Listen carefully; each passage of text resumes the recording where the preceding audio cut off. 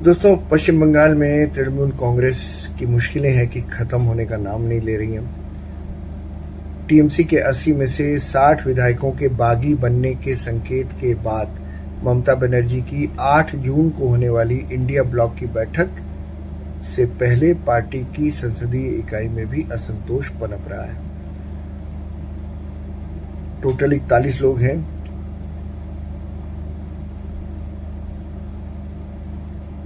TMC के लोकसभा में 28 और राज्यसभा में 13 सांसद हैं। दल बदल कानून से बचने के लिए बागी सांसदों को लोकसभा में कम से कम 20 और राज्यसभा में कम से कम 9 सांसदों की आवश्यकता होगी। लोकसभा में भी होने की ये संभावना है। राज्यसभा सांसद और टीएमसी के वरिष्ठ नेता सुखेंदु शेखर रॉय ने तो कह ही दिया है कि भले ही पार्टी राज्य में सुरक्षित हो, लेकिन लोकसभा के बारे में ऐसा नहीं कहा जा सकता है। उन्होंने कहा कि मैंने इतने कम समय में करीब 60 विधायकों को इस्तीफा देते कभी नहीं देखा। मेरा कहना है कि लोकसभा में भी ऐसी ही प्रतिक्रिया होने की संभावना है। अब दोस्तों, आपको याद है, आपको पता ही है कि टीएमसी के एक सांसद हैं यूसुफ पठान। क्रिकेटर इरफान पठान के बड़े भाई हैं और वो भी, यूसुफ पठान भी इंडिया की तरफ से खेल चुके हैं क्रिकेट। उनको ममता बनर्जी ही लाई थी और उन्होंने उसको सांसदी का इलेक्शन लड़वाया था 2024 का। और 2024 के इलेक्शन में कांग्रेस के स्टालवार्ट अधीर रंजन चौधरी को हराकर यूसुफ पठान ने ये बरहामपुर की सीट जीती थी। मुर्शिदाबाद के इलाके में आती है ये सीट और इसकी खासियत ये है कि सेफेस्ट सीट मानी जाती है। 70% से ज्यादा मुस्लिम हैं यहाँ पर। अब टीएमसी के एक सीनियर लीडर ने, नाम नहीं बताऊंगा मैं, लेकिन उन्होंने कहा कि संसदीय दल में दरार पड़ना अब बस समय की बात है कि कब होता है। उन्होंने कहा कि हमें पहले ही पता चल गया है कि करीब 20 सांसद भाजपा के संपर्क में हैं और ये संख्या और बढ़ेगी। इस पर भाजपा के एक सीनियर लीडर हैं, उन्होंने कह दिया कि भाई हमारे एक सीनियर लीडर टीएमसी सांसदों के संपर्क में भी हैं। अब लीजिए, अब गुरुवार को यानी एक दिन पहले ममता के खेमे के लिए उम्मीद तब जागी थी जब बागी 60 विधायकों में से आधे पार्टी बैठक में मौजूद हो गए। सूत्रों ने दावा किया कि बैठक में नहीं आने वाले विधायक ममता को केवल मुख्य सलाहकार के पद तक सीमित किए जाने से सहमत नहीं थे, बल्कि उन्होंने मांग रखी कि ममता अध्यक्ष पद पर बनी रहे। हालांकि बागी गुट के नेताओं ने किसी भी तरह की दरार की खबरों का खंडन किया और कहा कि ये बैठक सिर्फ कोलकाता और पड़ोसी जिले के विधायकों के लिए थी और कुछ खास नहीं। टीएमसी सांसदों में काकोली घोष दस्तीदार ने पहले ही अपने सभी संगठनात्मक पदों से इस्तीफा दे दिया था, आप सबको पता है। ममता बनर्जी ने उन्हें चीफ व्हिप के पद से हटाया भी था, कल्याण बनर्जी को दे दिया था वो पद।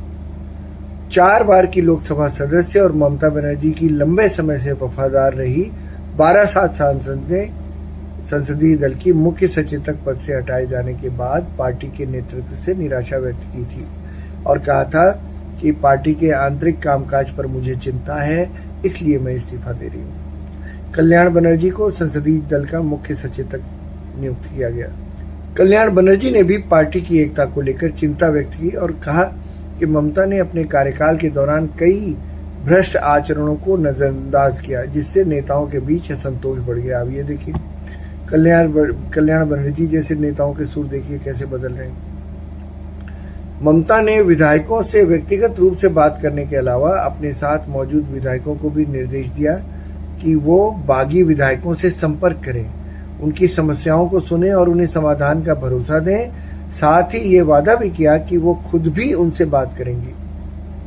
जानते हैं दोस्तों, जो 20 विधायक हैं ममता के साथ, ममता ने हर एक विधायक के नाम के आगे 4-4 विधायक रखे हैं जो असंतुष्ट हैं। उन्होंने कहा कि भाई हर एक विधायक की ड्यूटी है इन 4 सांसदों को फिर से वापस ले आए। तो ये कोशिश हो रही है ममता की कि वापस अपने नेताओं को ले आए।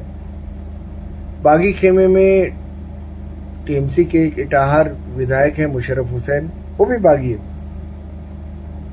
उन्होंने कहा कि वो और अन्य लोग, कुछ और दूसरे लोग ममता बनर्जी के नेतृत्व में रहना चाहते हैं, लेकिन अभिषेक बनर्जी के नेतृत्व में नहीं रहना चाहते हैं। मुशर्रफ हुसैन ने कहा, हम सभी ने विधानसभा में विपक्ष के नेता के लिए पार्टी लाइन के खिलाफ प्रस्ताव पर हस्ताक्षर किए हैं, लेकिन ये भी सच है कि हम ममता को पार्टी का अध्यक्ष बनाना चाहते हैं, हम पार्टी को तोड़ना नहीं चाहते। अब ममता बनर्जी के खेमे के बेलाघाट के एक विधायक हैं कुणाल घोष, उन्होंने क्या कहा ये देख लीजिए। उन्होंने कहा, मैंने ऐसे 4 बागी विधायकों से बात की है। उन्होंने कहा है कि उन्होंने पार्टी के विधानसभा नेतृत्व पर प्रस्ताव पर दबाव में हस्ताक्षर किए। वो ममता बनर्जी के नेतृत्व में अब भी काम करना चाहते हैं। अब ये इस तरह की समर्थन और विरोध के लोगों की बातें जबरदस्ती की जा रही है दोस्तों, ऐसा नहीं है। जो 60 विधायक अलग हुए हैं तो वो कुछ सोच समझ कर ही अलग हुए हैं। उन्हें अभिषेक बनर्जी से दिक्कत थी इसलिए अलग हुए। और अभिषेक बनर्जी चूंकि उन्होंने मेहनत से पार्टी को तो उठाया नहीं है, उन्होंने मेहनत से पार्टी खड़ी नहीं की है, पार्टी तो ममता बनर्जी की मेहनत से खड़ी हुई है, इसीलिए लोग उनके समर्थन में बिल्कुल नहीं है। वो लोग चाहते हैं अभिषेक बनर्जी के आने के बाद जिस तरह से ऑटोक्रेसी बढ़ी थी, जिस तरह से तानाशाही बढ़ी थी, लोग चाहते हैं कि वो चीज़ ना रहे। इसीलिए सब ये कह रहे हैं कि अभिषेक बनर्जी को हटाएं। Mamata Banerjee is okay, but Abhishek Banerjee is not. अब सोचिए, बड़ी सारी खबरें उड़ रही थी कि राज्यसभा के लिए कोशिश कर रही हैं, फिर ये हुआ कि लोकसभा के लिए कोशिश कर रही हैं। राज्यसभा के लिए तो मुश्किल है। राज्यसभा के लिए तो अगर कोई बंगाल से इस्तीफा देगा तो बंगाल में तो सारे के सारे विधायक, 207 विधायक हैं बीजेपी के पास, तो ये सीट तो बीजेपी को मिल जाएगी। अगर किसी ने इस्तीफा दिया तो वो इस्तीफा उसे नहीं देने देंगी, राज्यसभा से नहीं दिलवाएंगी, बल्कि वो लोकसभा से दिलवाएंगे। और लोकसभा से उन्होंने यूसुफ पठान से कहा है। अब जाहिर सी बात है, यूसुफ पठान का पॉलिटिकल करियर भी ममता बनर्जी ने ही शुरू किया, तो कायदन तो देखना चाहिए। तो यूसुफ पठान को मना करना ही नहीं चाहिए। उनको कहना चाहिए, आइए भाई, आप ही ने मेरा करियर शुरू किया है, आप आ जाइए, कोई बात नहीं। लेकिन यही है पॉलिटिक्स दोस्तों। पॉलिटिक्स इतनी दुरूह और इतनी कॉम्प्लेक्स होती है कि जो आप सामने देख रहे होते हैं वो सच नहीं होता। आप जिसे दोस्त मान रहे हो, जिसे आप अपना चेला मान रहे हो, वही आपको दगा दे जाता है। अब यूसुफ पठान तो चेले ही थे ममता बनर्जी के, लेकिन देखिए उन्होंने मना कर दिया। तो इसीलिए राजनीति के 2 चेहरे हैं, एक जो सामने रहता है और एक जो वक्त पड़ने पर सामने आता है। ममता बनर्जी ने भी तो यही किया था, कांग्रेस तोड़ी थी, नई पार्टी बनाई थी, आज उनकी पार्टी तोड़ी जा रही है।